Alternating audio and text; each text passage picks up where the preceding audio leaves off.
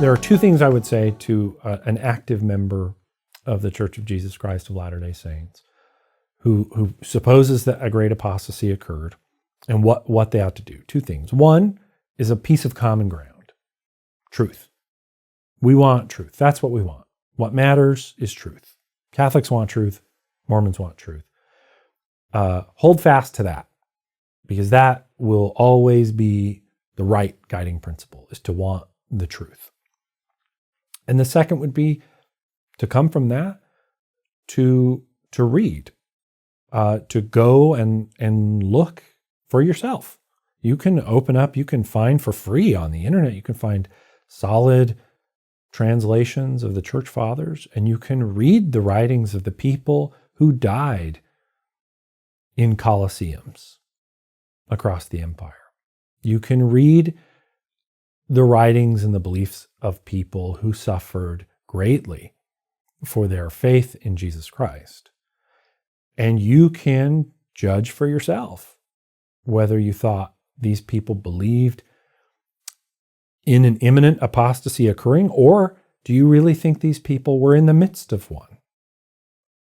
Right? And is it plausible that people writing in, say, the early 2nd century, like St. Ignatius of Antioch, who was probably a fairly advanced age by the time he's writing, that in the span of that one generation, that things got so off the rails that when Ignatius is talking about the real presence of Christ in the Eucharist, or when Ignatius is talking about the authority of the bishops and the need for one to be united to the bishop in order to be united to the Catholic Church, that it's plausible that so quickly the teachings of Mormonism evaporated that quickly, and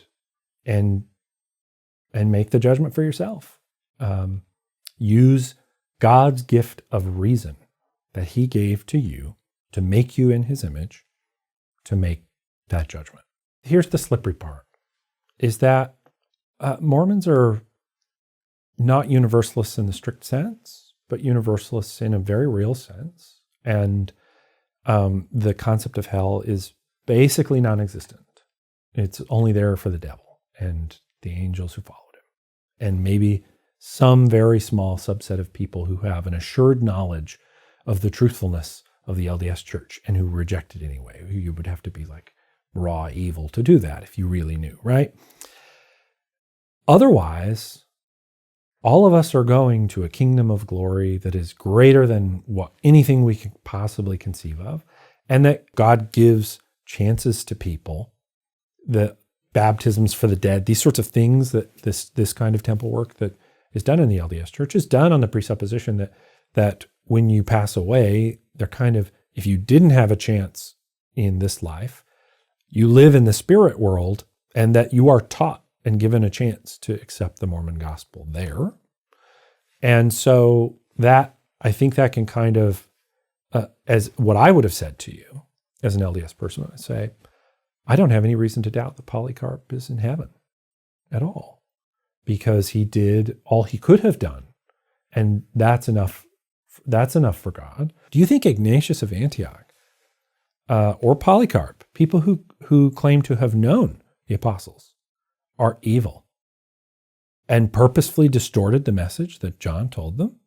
So I just think about that. Does that seem plausible, or does it seem more plausible that they are passing on what they believed that they had been taught by the apostles and by apostolic men and women, that's the message they were handing on? And I think that is the much more, that's part of why I was so struck when I read all of this stuff, because I was like, that's just really, really plausible that it just is the case that this set of teachings that the Catholic Church, whether it's true or not in a theological sense, this is how I thought about it at the time, it's just a brute fact. It's the historical continuity of what came out of that time, and it's what won out. And now you need to decide, is there theological import to what it is and what it claims to be, and why it won out at all of those times where it maybe could have not won out, in Nicaea being maybe one of the biggest examples, is their theological import to the fact that this thing is what came out, what developed and what flowered out of the teachings of Jesus and his apostles. And wholly apart from whether that meant it was like real in a theological sense, it seemed to me to be not having any dog in the race, to be correct as just a historical fact. And I think that God gave us reason to help us sort through these things, and for Mormons in particular, I would urge them to use that gift.